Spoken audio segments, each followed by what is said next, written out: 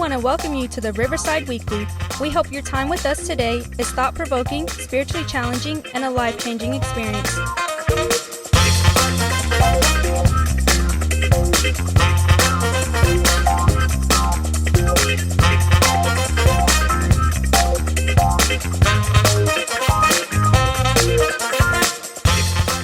Our discussions and messages can be raw, real, and at times very uncomfortable and even controversial.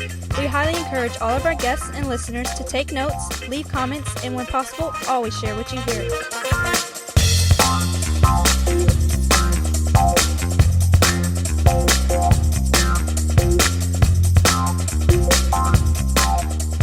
And now here are your hosts, Pastor Solo and Pastor Mia.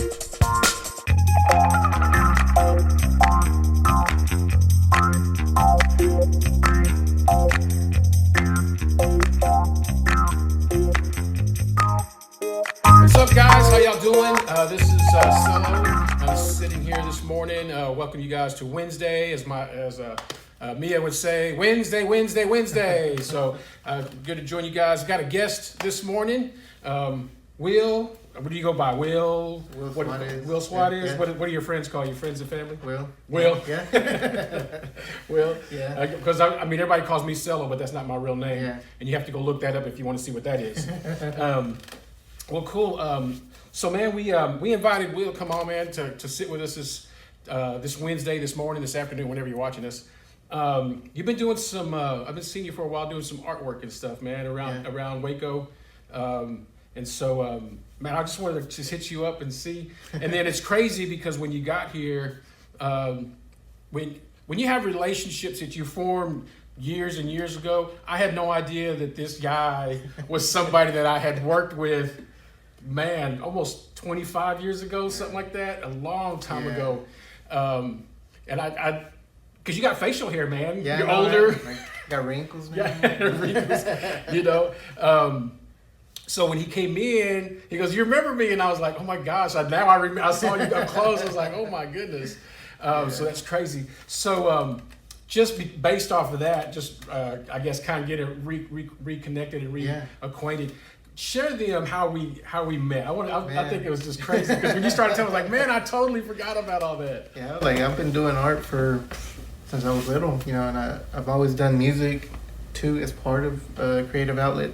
And man, Cello hit me up when I was like 12 or 13 years old, and it was one of my first gigs where someone came up to me and said, "Man, I want T-shirt designs and I want like a logo." I think I did the logo for it too. Yep.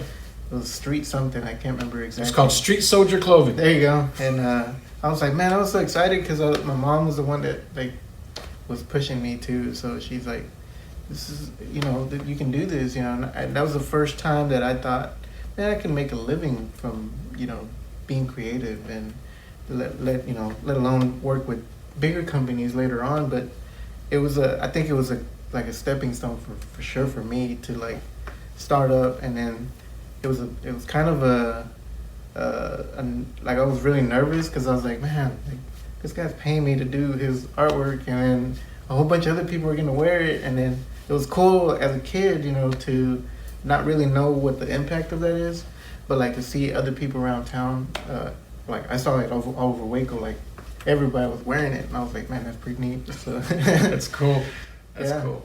So fast forward, man. So family, you got wife, kids. What too much family? I have wife, and I have a 13-year-old boy, 8-year-old boy, and a 6-year-old girl. And man, I call them my miracle babies because none of them were supposed to be born, man. Oh, wow. Like, my wife wasn't supposed to have any kids. You know, every single one was super premature. Like, my baby girl was like, she fit in the palm of my hand. You know? Wow. So it's a blessing. Like, every day, like, like, if I have a bad day and I see them, like, I calm myself down because I'm like, man, I'm thankful for this every day. So, and they're all growing up, and they're kind of like knuckleheaded like me, you know. And I can't even get mad because I was like, man, I used to be exactly like that, so I can't really even say nothing. But the cool thing is they're all creative, you know. They all love to do something, you know. So whether it's building stuff on Minecraft or like drawing, painting, you know, they love and enjoy doing it. I don't even have to push them. You know, they just do it on their own. And then they see the work that I do, and I guess they're like, "Oh, be like Daddy." That's cool. That's how long you guys been married? Oh man, I mean, I lost track. Bro. Lost track? I think it's like going on 15 years. I think. Oh wow. Yeah, Okay, yeah, man. we got married pretty young, but no, we've gone through ups and downs. But Right. Most folks. yeah, Most people do. If you've been married, I always say if you've been married 5 years and you ain't hit no bumps, Yeah. get ready. yeah, it's about to get pretty bumpy. Yeah. So some of the stuff that you've done, you mentioned doing stuff like with the Grammys and stuff like that. Yeah. On a national level, like what are some of the projects that you've done nationally? Nationally, I was originally one of the, I guess, startup with Netflix and Oh, wow. also Redbox when they first started. Redbox was actually a company owned by McDonald's. Oh wow. And so there was only a few in Texas at the time. There was maybe 4 or 5. Now, when I left after being there for 3 years, there was like something like 4,000 or something like that. Wow. And so initially, like some of the branding and like some of the cards that go into the machines, I started off with just doing basic artwork, and then it just kind of blew up. That company then, McDonald's sold it and they became their own, and then Redbox was bought out by Coinstar, which then that becomes a whole big old thing. You know? Right. So the cool thing about that though is like I got to meet a lot of executives and a lot of directors that branched off, because that's what these guys do. They just Right. start something up, build it, and boom, leave. And the good thing is though that we built relationships, friendships, and if we say it in the hood all the time, but what one eats, we all eat. Right. And that's exactly how it's been, man. And it's funny because their culture is not like that, but that's Right. exactly how I've been treated, Right. So Right. I'm working with musicians. Everyone in my family is a musician. Like my mom, my dad, my sisters, my uncles, everyone from Right. both sides. So working with musicians, it was always easier for me to get into that scene. So ended up doing a lot of the stuff for the Music Awards, like general brandings and stuff, and then submitting my artwork for Grammy Awards, and there's a few of them that got nominated, and then from there it just kind of blew up to friends of friends that move up in the rank, and like I said, when one eats, they all eat. So they all brought me along, and now I get to go. It's my 3rd year this year. To be one of the judging board members, to look at all the submissions of all the artwork, and man, it's like 3,000 albums we go through. Wow. And Is it just like all the genres or? every genre, yeah, because it's special packaging design. It's Gotcha. one category, and then just the normal. And so we look through everything, and it's cool for me because I get to see all the cool stuff everybody else is doing. So I get to see it in person, and it's pretty neat, man. That's So, cool. Other than that, like I do murals. I paint murals. This will be our 3rd year doing an art apprenticeship program with Waco ISD. Okay. And so it's ran by Creative Waco. I started off, just helping. It was more of I want to see what Waco has to offer, because, man, I don't think I actually painted any murals in Waco until about 3 or 4 years ago. Oh wow. Because when I did paint, it was like either painted over, it wasn't looked at something, positive. Right. It was like always negative, or Yeah. it had this, just this bad vibe. So it was cool that I got to work with kids and teach them, from start to finish.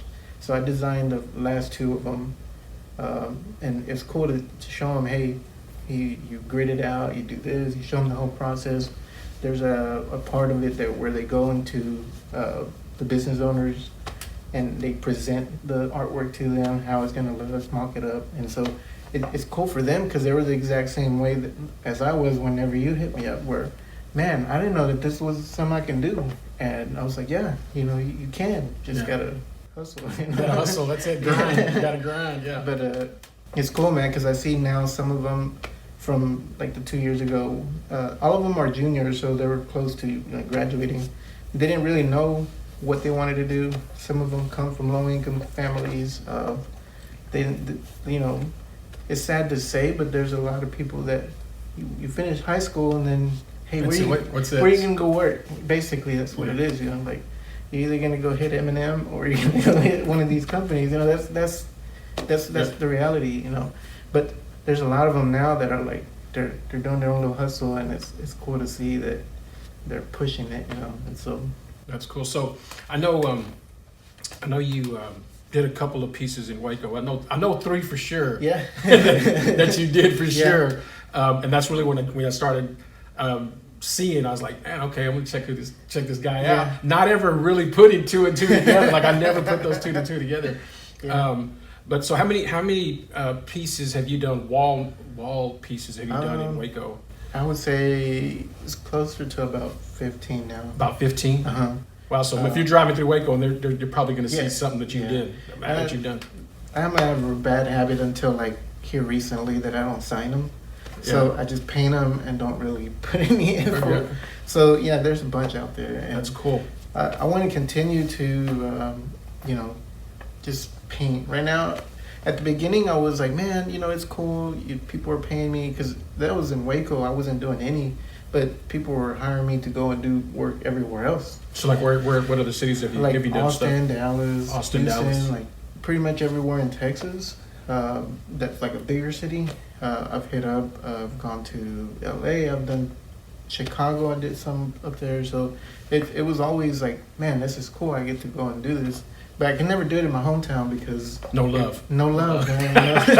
I feel you, man. I feel you. Yeah. Or the few times when we were doing it, cops would show up. Right. What are you doing? Yeah. We did a piece or like a whole little wall at Mission Waco when Pastor G was like.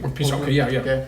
And we were there during the day with people there, and the cops still showed up. They're like, "What are you guys doing?" I was like, we were just painting, what else are we going to be doing? We're building. Yeah. But it's cool now that I think a lot of that diversity has been attributed to like Chip and Joanne and the whole Magnolia effect, just because it's brought other people into Waco that normally wouldn't have been here. And so it's kind of like evolving, I think. I think we're in a good stage right now where we're learning from others that are coming in and, being more open to things. So So during this whole time, because I remember when you were like 12, 13. Yeah. So you're from Waco. Yeah, man. Born and raised. Yeah. And I think it's cool because a lot of for Waco, we have a lot of folks that are coming in to Waco that are doing things. Mm-hmm. But the fact that you have yourself,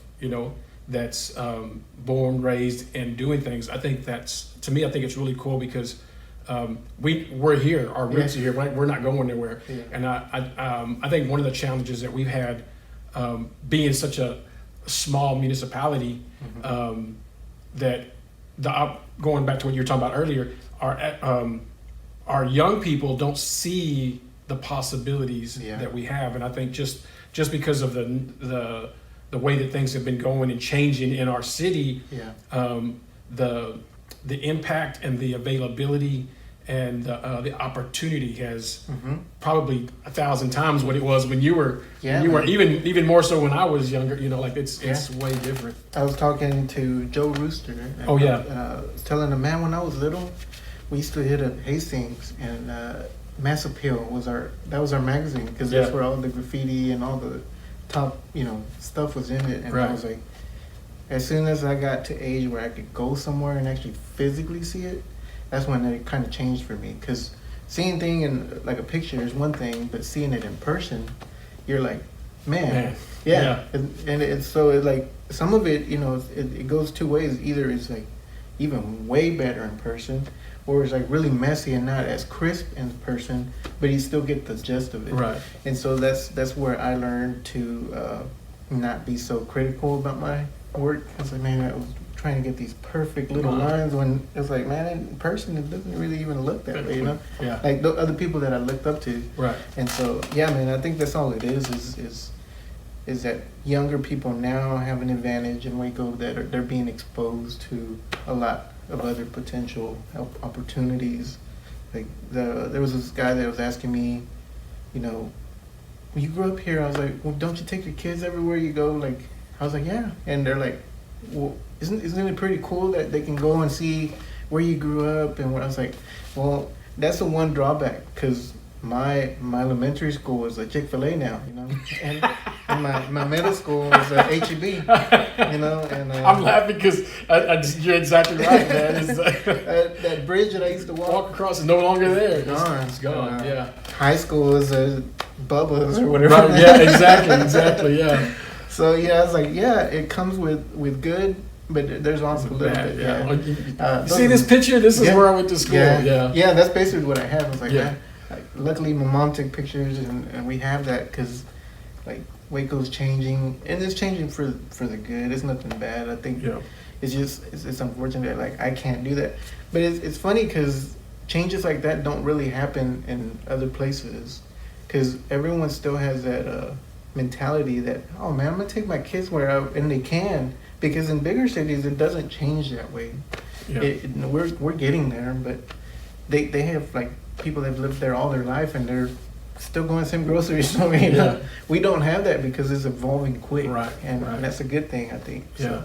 I think that's I think it's important as folks in the community, folks that are in Waco, that they take advantage of that. It's funny because you were talking about the schools. I mean, when they changed all of that area on I-35 in South Waco, you're like, man. I mean, when they got ready to tear down University, and the junior high, where HEB's at now, right? And then where you said Bubba's and all that is. When they got ready to tear those down, man, it was emotional, man. Yeah, you're like, man, you guys what are y'all doing? Yeah. Even when that bridge was being knocked down. Yeah. I think we were having lunch, or we had gone to lunch to Panera Bread, and I was like, man, I was just looking out the window like the whole time. I was like, dude, I remember walking back and forth on that bridge. Yeah. I was like, I remember this. It reminded me of these little star points that we used to get for reading books. Oh yeah. And if you have X amount of them, you go to Pizza Hut or Cross. Yeah. And you get like a free pizza. So I was like, I remember going back and forth trying to read all these books really quick. Yeah, we can't no more. Yeah, it's crazy. So right now, where are you working? What do you got going on right now? Just freelancing, man. I've been doing freelance for going on 10, 15 years. Oh wow, okay. So you can actually make a living doing work. Mm-hmm. So I do have other jobs where, like, I help out First Methodist Waco with communications and doing their stuff, but also I'm partnered and half owner of Curbside Coffee, so that's another income there. So there's, I guess, one thing I could say about being an artist is you have to have a bunch of fountains of income. Right. In order to be to do what you want to do. Yeah. And so that's basically what I've tried to do is build something where I know revenue's coming in that allows me the time to do other things. So I do a lot of social media managing for just different companies and different businesses. Got you. And so half of that stuff, I can do in a week and then be done. And also have a little team that helps me with a lot of the work that comes in. So I basically go get the work and they do it. So gotcha. Now you're the boss now. Yeah. So like who are some of the folks that you work with locally? Like people that you work with pretty regular. Regular here, Guest Family Barbecue. I do a lot of their social media promotions, basically marketing. Anything you see that's theirs is basically me. Coco Ramen is a sister company of them. Curbside Coffee. Captain Billy Whiz Bangs, I help him out. Recently, me and Joe actually painted and redid his whole building. The outside they're building over on Lake Air, right? Mm-hmm. Yeah. He had recently gotten rebranded because he was saying a funny story. Like, if you live in Waco, you know what Whiz Bangs is. Right. Is that balloon with, right? And so he's like, man, people thought this was a daycare, because they didn't know where it didn't say burger. It just said Whiz Bangs, and so people would walk in with their kids and they're like, look around. So he got a friend of mine due south is Tanner Freeman. He he redid all his logos and all that, and we just my part was just basically making the rest of it tie in together. Gotcha. So those some of the logos I think I've done some stuff for. The Cooper Foundation, I've done their logo rebrand, which was kind of nerve-wracking because they've been around for a long time. Yeah. Yeah. And the logo actually that I came up with is based on something one of the grandfathers actually sketched out. I'm like, wow. yeah, I don't want to mess this up, you know. Yeah. So that was pretty cool. Cool. What about artists? What artists do you work with around local? Local, not really, man. I don't have many. Yeah. I still get phone calls here and there, like different producers that want me to do like album artwork for whoever. Half the time, I don't know who they are. I don't even know what it is. But you know, it was cool. Like I got one last year, or actually 2 or 3 last year, where it's a guy from San Antonio that just liked my work. So he's like, "Hey, I'm doing all these records. I need you to do artwork for them." I'm like, "Okay, cool." And you know, it's funny because then I saw like 2 or 3 of those got nominated for Grammys that following year. So I was like, that's pretty neat. I didn't know. Right. I never even heard it, but it's cool to be a part of that project. So that's what's up. I think that's what I like the best though is not having boundaries. Yeah. And when people like you develop a style, when people trust you, you know, that's when the good stuff happens. Right. It's when you sit in a room with 15 people making a decision on whether it should be pink or red, you know, that's when like creativity just dies. Yeah, you know? it's a wall. Yeah. Yeah. I'll still do it because you know it's part of the process. Yeah. But yeah, it's definitely when there's freedom, it's like I got you. That's yeah. So I was going to ask you, do you see yourself more of a graffiti writer? Or a designer, like what? Because I know that kind of your background, right? Like so, and I've noticed that with I'll let you answer, but I've noticed that with a lot of times with folks that are in the hip hop culture or graffiti writers, they tend to move over to graphic design. They tend to doing bigger projects. Mm-hmm. I think I would categorize myself as a street artist because even the stuff that I do digitally. A lot of it is influenced by the stuff that I grew up, you know, looking up to or practicing or just doing. So I mean, I started doing graffiti when I was 13, and got in trouble when I was 15. So you know, so that's part of my life. It's part of what I do, and it's cool though because now it's the reverse. So I got into a lot of like fine art painting and watercolors and working with gouache and all these other mediums that are usually used to do like Mona Lisas and stuff, you know, so different techniques. So now I'm mimicking those or trying to mimic those using a spray can. So gotcha. A lot of the more recent stuff is a little bit more abstract or more, I guess, mimicking those strokes and stuff like that. So it's a blend, I think. But I think at heart, I'm always gonna say that I am a street artist because you know that's what I do. Started with even with when I did like art pieces and stuff. The thing about a writer is like it's all about provoking, you know. Yeah. That's exactly what I do. Whether it's an image that I'm doing or a piece that I'm doing for, you know, arts or whatever, it's always gonna have that underlying like message of I'm gonna push your button, ruffle your feathers, and we don't care, you know. So I'm gonna ask the $1 million question that parents are always asking about creatives, like you know when you see music artists, like you're talking about your family being involved in music and playing instruments, when you see people that do poetry, or you see people that do just in the creative aspect. This is the $1 million question that parents always want to do because you always hear the term starving artist. You always hear like, man, you're not going to make a living at that. So my question to you is, for all the parents that are watching, did you go to school for design? Like what was that process? You know, what did that look like? I went to school for design. That was basically my study was marketing and just doing that because I knew as a creative I wanted to do something creative, and I know that I had that same thought of like, man, I don't know if I can make it, you know, painting doodles, right?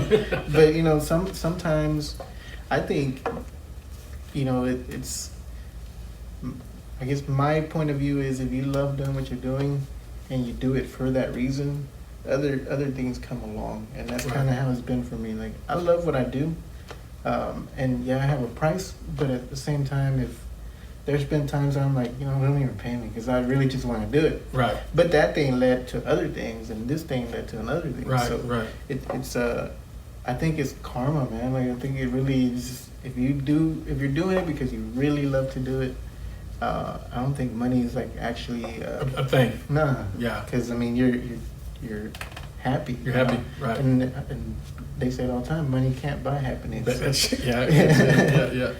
Man, so just real fast, we wrap up, man. What do you have, like what's on the horizon? What's going on Man, in Will's future or creatively and art stuff? Like what is some, I know you can't always tell us everything, but Yeah. like, what are some things that you're maybe wanting to do or like Yeah. working on and stuff? I've been working on a whole series of fine art because I do plan to do a solo show art here in Waco at Cultivate. I think probably be closer to June or July of next year.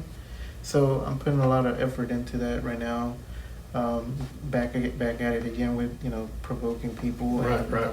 Putting, you know, there was a piece where there was a Banksy piece that was exhibited here. Yeah, a couple, actually it was last year. Yeah, I think it was last year. And so I had a piece in there, and it sold in 15 minutes. Wow. It was a little kid in an orange jumpsuit, and it said illegal on. So the funny thing is that was when there was the rise of all the, you know, stuff with the kids in the cages and like immigration and all this stuff. I did that piece back in 2013. So it had nothing to do with like I'm gonna do this right now to provoke. Right. I was provoking people back Back then. then, yeah. So Yeah, but it's neat that, you know, art, you know, has its own language. So right. it's not, you know, I may intend it to be a certain way or have a certain meaning, but it'll have a totally different meaning to someone Yeah. else.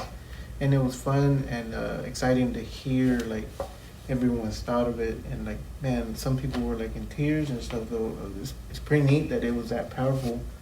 Several years later. Several years later, yeah. And so that's basically what I'm focusing on right now is coming up with more pieces and like a full-on show. Like I really want to go all out and do stuff that I saw when I was little in bigger cities. That Right.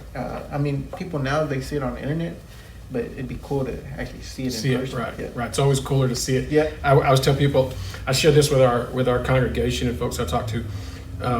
Social media, digital, all that is real cool, but you can never capture the experience when you're in person. Yeah. Right? It don't matter how many camera angles you got. Yeah. You're not getting the smell. You're not getting the touch. You're not getting the vibe, the atmosphere of that. I mean, you just watch it. You're like, oh, it's literally it's one dimensional. Yeah. Right? Like you see it, but it's there. But when you go to a place or you experience it, man, you can literally smell something 3 years later, and it'll take you right back to that Yeah. experience that you had. Yeah. Yeah. Man, that's cool, man. I'm just really I'm floored, man. When you walked in the door, you remember me, and I was like, oh my god, man, I remember you, man. That was super cool, man. I mean, just to make that full circle around, man. Man, I'm super excited to see what you got coming up. Some of the stuff you're doing. I will tell you guys, man. You said 15 in Waco, about 15 to 16, something like that. Yeah. So if you're around in Waco and you're getting some shots and pieces, man, it's probably some of his work. He didn't sign them all, right? Yeah. So, man, I appreciate you joining us, Yeah, man. Sitting with us for a little while, man. We have to have you come back and talk some more about some stuff that you're doing or what's going on, man. Exactly. And man, it's pretty. Man, it's dope, bro. Yeah. I'm excited, man. I was super excited to have you, man. Hope to see you guys next Wednesday, man. Hope you guys enjoyed visiting with Will. Waco native. Yeah. So, man, appreciate you guys. We'll see you guys next week, next Wednesday. We'll holler at you guys. Peace. You want to shout out to anybody before we go? No, man. No, good. Just Waco. We're just Waco. All right, man. We holler at you guys. Y'all, we'll catch you next Wednesday. Peace out.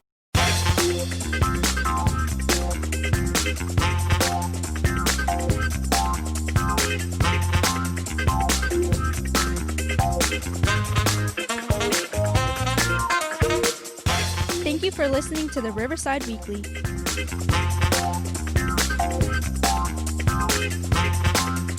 This podcast is made possible by the givers of Riverside Community Church.